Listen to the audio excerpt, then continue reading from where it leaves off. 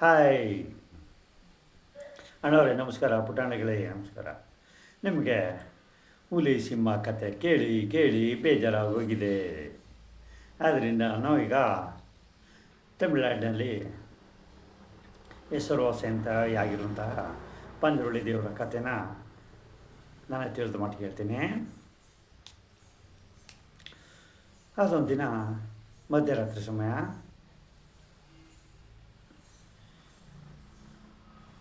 ಆ ಗ್ರಾಮದಲ್ಲಿ ಬರೀ 20 ಮನೆಗಳಿರೋದು. ಆ 20 ಗ್ರಾಮದಲ್ಲಿರೋ ಇದ್ದರೂ ಅಲ್ಲಿ ತುಂಬ ಬಡ ಕುಟುಂಬದಲ್ಲಿ ವಾಸ ಮಾಡ್ತಿರುವಂತಹ ಒಂದು ಸಂಸಾರ ಇದೆ. ಅಲ್ಲಿ ತಾಯಿ ಮಗಳು ಇಬ್ಬರೇ ಇರೋದು. ಮಗುಗೆ ಕೇವಲ 10 ವರ್ಷ. ಪಂಜುರುಳಿ ದೇವರಿಗೆ ಈ ಮಗು ಮೇಲೆ ಆಸೆ ಆಗುತ್ತೆ. ಆ ಮಗುನ ಏನಾರು ಮಾಡಿ ಬರೋಣ ಅಂಥೇಳಿ ಆ ಹಳ್ಳಿಗೆ ಭೇಟಿ ಕೊಟ್ಟು ಆ ದೀಪು ಅನ್ನೋ ಮಗುನ ಮನೆಗೆ ಹೋಗಿ ನಿಂತ್ಕೋತಾರೆ. ಆವಾಗ ಆ ಮಗು ಕೇಳ್ತದೆ, ಅಮ್ಮ ಪಂಜುರುಳಿ ದೇವರು ನನ್ನ ಎತ್ಕೊಬಿಡ್ತದ, ಎತ್ತಿನೋಗಿ ನನ್ನ ಸಾಯಿಸಕ್ಬಿಟ್ಟದ ಅಂತೆಲ್ಲ ಕೇಳ್ತದೆ. ಅದಕ್ಕೆ ಅವ್ರ ತಾಯಿ, ಇಲ್ಲಮ್ಮ, ನಾನು ಪಂಜುರುಳಿ ದೇವ್ರಿಗೆ ಎತ್ಕೊಂಡು ಹೋಗೋಕ್ಕೆ ಅವಕಾಶ ಕೊಡೋಲ್ಲ, ಧೈರ್ಯವಾಗಿರು ಅಂಥೇಳಿ ಹೇಳ್ತಾರೆ. ಅದಕ್ಕೆ ಪಂಜುರುಳಿ ದೇವರು, ನಾನು ದೇವರು, ನನಗೆ ನಿಮ್ಮ ಹುಡುಗಿ ಹತ್ರ ಸುಮಾರು ಕೆಲಸಗಳಿದ್ದಾವೆ, ನನಗೆ ನಿಮ್ಮ ಮಗು ಬೇಕು, ಏನು ಯತ್ನ ಮಾಡ್ತಾಯಿದ್ರಿ, ನನ್ನ ಜೊತೆ ಕಳಿಸ್ಕೊಡಿ ಅಂತ ಕೇಳ್ತಾ ಇದೆ. ಆಗ ಆ ಹುಡುಗಿಯವ್ರ ತಾಯಿ ಹೇಳ್ತಾಳೆ, ನೋಡು ಪಂಜುರುಳಿ, ನನ್ನ ಮಗುನ ಎತ್ಕೊಂಡು ಹೋಗಬೇಡ, ನನ್ನ ಮಗು ಇನ್ನೂ ಚಿಕ್ಕ ಮಗು ಅಂತ ಹೇಳ್ತಾ ಇದ್ದಾಳೆ. ಅದಕ್ಕೆ ದೇವರಿದ್ದು, ನೋಡಮ್ಮ, ನಾನು ದೇವರು, ಮನುಷ್ಯ ಅಲ್ಲ, ಕಳಿಸ್ಕೊಡು ಅಂತ ಕೇಳ್ತಾ ಇದ್ದಾರೆ. ಅದಕ್ಕೆ ದೀಪು ತಾಯಿ, ನೋಡು, ದೇವರು ಮಕ್ಕಳನ್ನ ಯಾರು ಎತ್ಕೊಂಡು ಹೋಗಲ್ಲ ಅಂತ ಹೇಳ್ತಾ ಇದ್ದಾರೆ. ಅದಕ್ಕೆ ಪಂಜುರುಳಿ ದೇವರು ಹೇಳ್ತಾರೆ, ನೋಡಮ್ಮ, ದೇವರು ಏನೇ ಮಾಡಿದ್ರು ನಿಮ್ಮ ಒಳ್ಳೇದಕ್ಕೇ, ನನ್ನನ್ನು ತಡಿಬೇಡಮ್ಮ, ಎಲ್ಲ ನಿಮ್ಮ ಒಳ್ಳೇದಕ್ಕೆ ಅಂಥೇಳಿ ತಿಳ್ಕೊಂಡು ಮಗುನ ಕಳಿಸ್ಬಿಡು, ನಾನು ಕಾಡಿಗೆ ಕರ್ಕೊಂಡೋಗ್ಬೇಕು ಅಂತ ಕೇಳ್ತಾ ಇದ್ದಾರೆ ದೇವರು.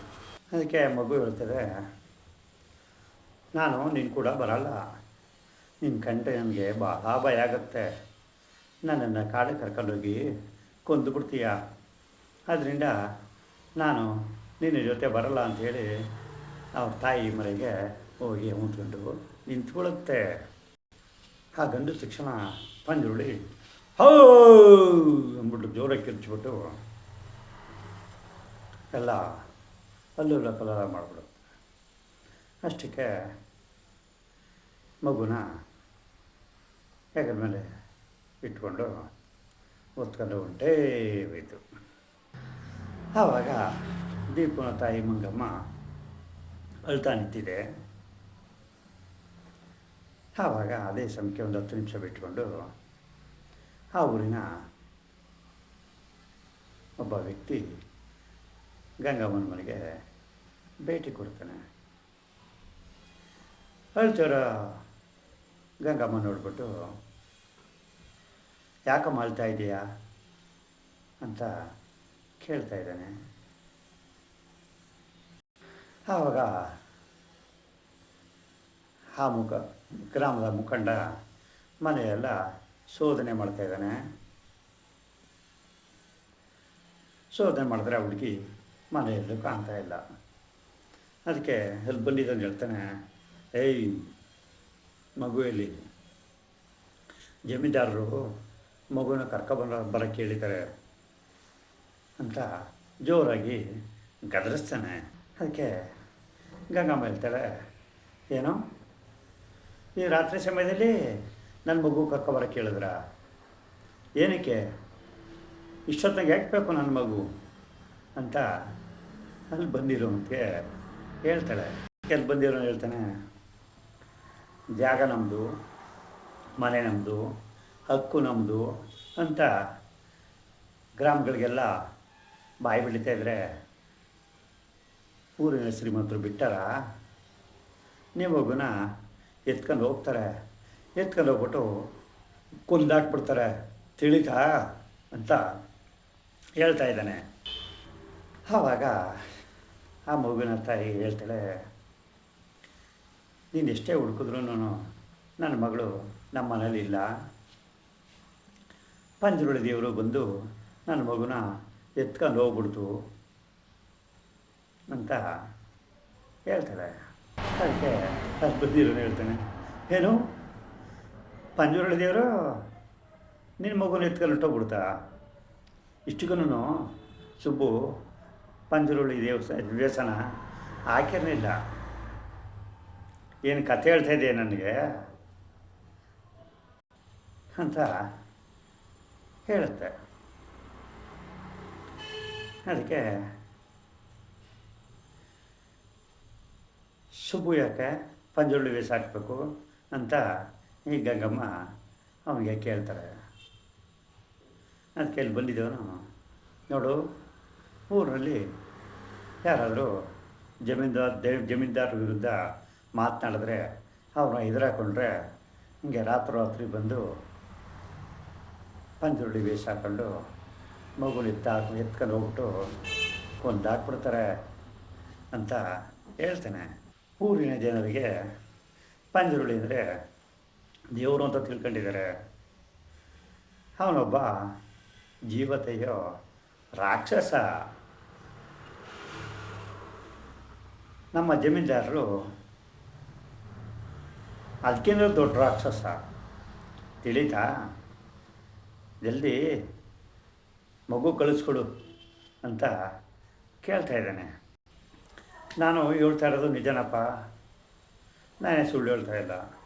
ಪಂಜುರುಳಿ ದೇವಿ ಬಂದು ನನ್ನ ಮಗುನ ಎತ್ಕೊಂಡು ಹೋಗಿದೆ. ನಾನು ಇಲ್ಲದೇ ಇರೋ ಮಗುನ ನಾನು ಇಲ್ಲ ಕೊಡಲಿ ಅಂತ ಕೆಚ್ಕೊಂಡು ಬಡ್ಕೊಂಡು ಅಳ್ತಾ ಇದ್ದಾಳೆ. ಅಲ್ಲಿ ಬಂದಿರೋ ಯಜಮಾನ ಮನೆಯೆಲ್ಲ ಶೋಧನೆ ಮಾಡಿ ಮಗು ಸಿಕ್ಕದಿರೋದ್ರಿಂದ ಜಮೀನ್ದಾರಿಗೆ ವಿಚಾರ ಮುಟ್ಸೋಕ್ಕೆ ಹೊಂಟೋಗ್ತಾನೆ. ಹಿತ್ಲೆಗೆ ಪಂಜುರುಳಿ ದೈವ ಕಾಡಿಗೆ ಎತ್ಕೊಂಡ್ಬಿಟ್ಟು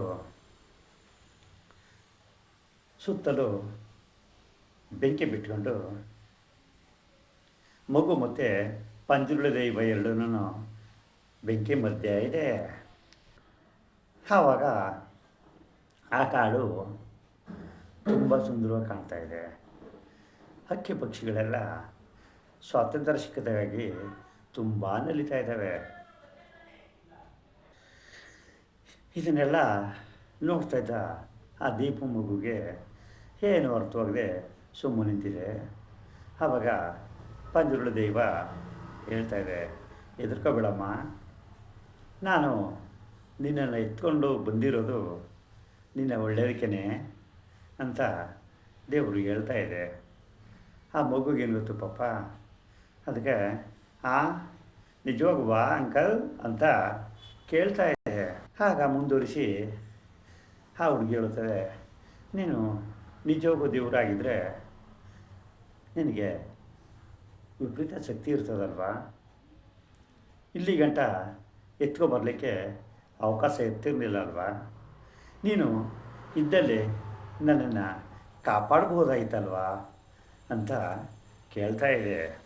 ಆಗ ಪಂಜುರುಳಿ ದೇವ ಹೇಳ್ತಾರೆ, ನೋಡಮ್ಮ, ಯಾವುದೇ ದೇವರಾದ್ರೂ ನಾನು ಎಲ್ಲ ಮನುಷ್ಯರನ್ನು ಕಾಪಾಡ್ಕೊಳ್ಳೋಕ್ಕಾಗೋದಿಲ್ಲ.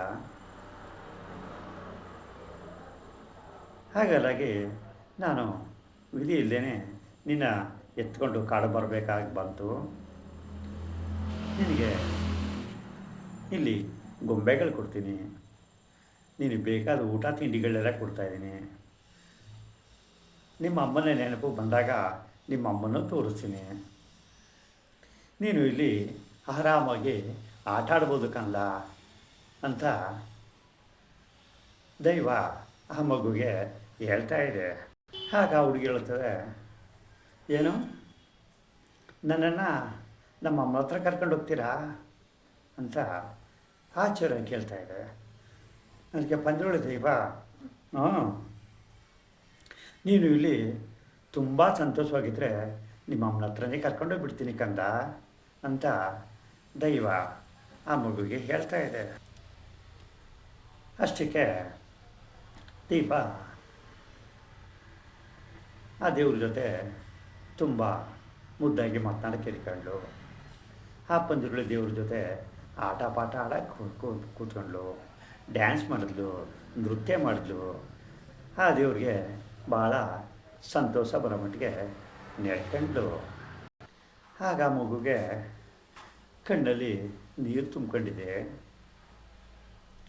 ಆಗ ಪಂಜುರ್ಲಿ ದೈವ, ಏನು ಪುಟ್ಟ ನಿಮ್ಮ ಅಮ್ಮನ ನೆನಪಾಯಿತೆ ಅಂತ ಕೇಳ್ತಾ ಇದೆ.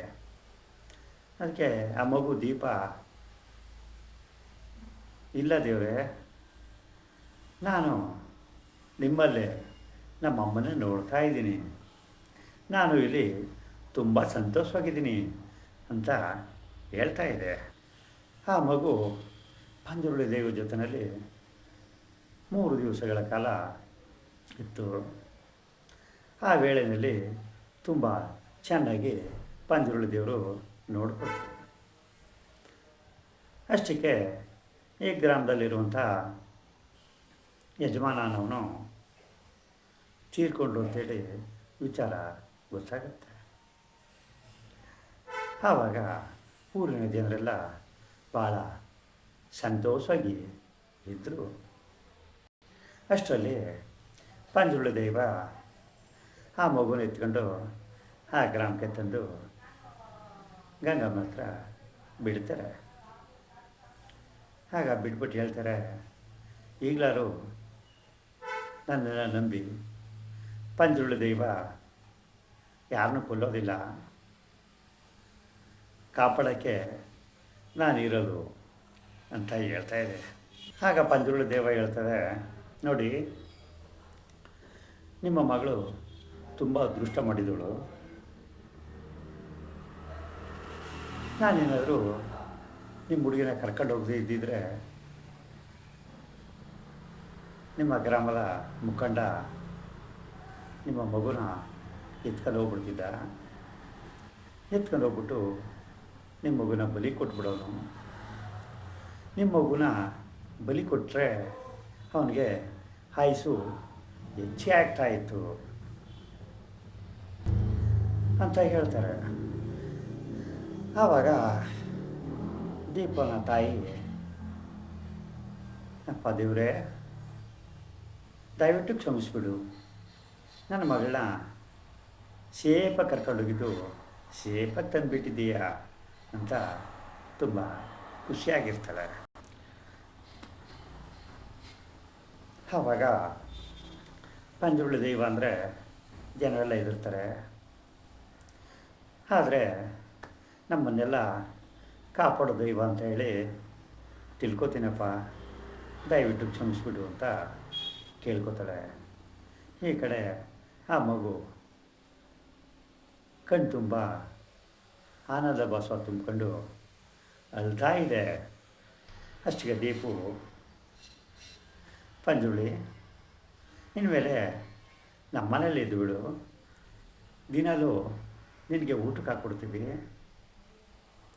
ನನ್ನ ಜೊತೆ ಆಟ ಆಡಿಕೊಂಡು ಇಲ್ಲೇ ಇದ್ದುಬಿಡು ಅಂತ ಹೇಳ್ತಾ ಇದೆ. ಆವಾಗ ಪಂಜುರ್ಲಿ ದೇವರು ಹೇಳ್ತಾರೆ, ನೋಡಮ್ಮ, ಈ ಪಂಜುರ್ಲಿ ದೇವರು ನಿಮ್ಮನ್ನು ಬಿಟ್ಟು ಎಲ್ಲೂ ಹೋಗಲ್ಲ, ಇಲ್ಲೇ ಇರ್ತೀನಿ. ನಿಮ್ಗೆ ಯಾವಾಗ ಕಷ್ಟ ಆಗುತ್ತೋ ಆವಾಗ ಪಂಜುರ್ಲಿ ಅಂದರೆ ಸಾಕು, ಪ್ರತ್ಯಕ್ಷ ಆಗ್ಬಿಡ್ತೀನಿ. ಈ ಪಂಜುರ್ಲಿ ಇರೋದು ನಿಮಗೋಸ್ಕರ, ಬಡವರಿಗೋಸ್ಕರ ಅಂತ ಹೇಳಿ ಅವರ ಒಂದು ಇದನ್ನು ಬತ್ತಿನ ಹೋ ಅಂತ ಕಿರ್ಚ್ಬಿಟ್ಟು ಸುಮ್ಮನ್ಗಾಗ್ಬಿಡ್ತಾರೆ. ಅಷ್ಟಕ್ಕೆ ಇವರೆಲ್ಲ ದೇವರು ನಮಗೋಸ್ಕರ ಬಂದಿತ್ತು, ನಮ್ಮನ್ನು ಕಾಪಾಡ್ತು ಅಂತೇಳಿ ತುಂಬ ಸಂತೋಷವಾಗಿರ್ತಾರೆ. ಪಂಜುರ್ಲಿ ದೇವಿನೂ ಬಡವರಿಗೋಸ್ಕರ ಆ ಗ್ರಾಮದಲ್ಲಿ ಇದೇ ಥರ ಮುಂದುವರಿಸ್ಕೊಂಡು ಹೋಗುತ್ತೆ. ಇಷ್ಟಕ್ಕೆ ಈ ಕತೆ ಮುಗಿತು. ಮತ್ತೆ ಸಿಗೋಣ ಮುಂದಿನ ಕಥೆಯೊಂದಿಗೆ. ಅಲ್ಲಿವರೆಗೆ ನಮಸ್ಕಾರ.